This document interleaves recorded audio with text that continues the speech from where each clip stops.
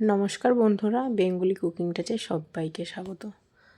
আজ বানাবো আমি রুই মাছের রসা বেগুন আলু দিয়ে। তো তার জন্য প্রথমে কড়াই গরম করে তেল দিয়ে দিয়েছি, সর্ষের তেল। এবারে হলুদ নুন মাখানো রুই মাছ ভেজে নেব।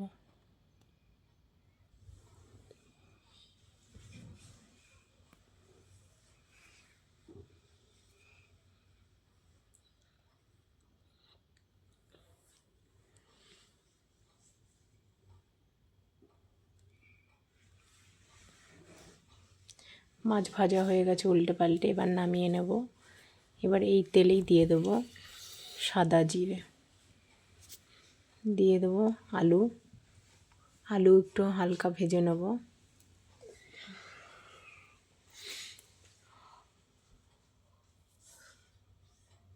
ভাজা হয়ে গেলে দিয়ে দেবো আদা জিরে শুকনো লঙ্কা বাটা, দিয়ে দেবো হলুদ, দিয়ে দেবো নুন। এবারে ভালো করে কষিয়ে নেব।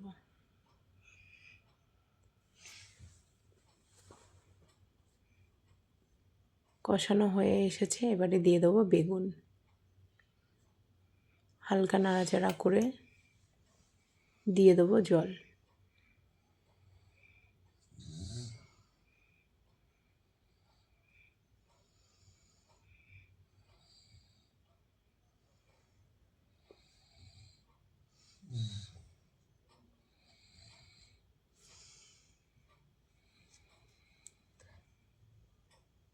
পরিমাণ মতো ঝোল দিয়ে দেবো।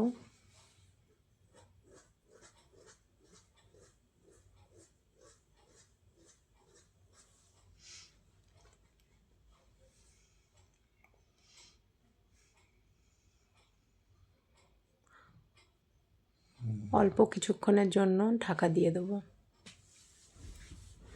ঢাকনা তুলে নিয়েছি, এবারে দিয়ে দেবো মাছ ভেজে রাখা।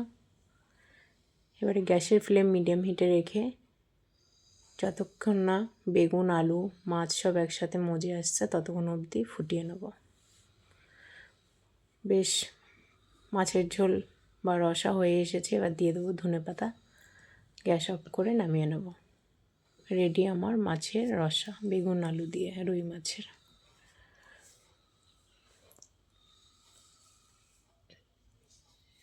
তো ভিডিওটা কেমন লাগলো বা রান্নাটা কমেন্ট করে জানাতে একদম ভুলবেন না।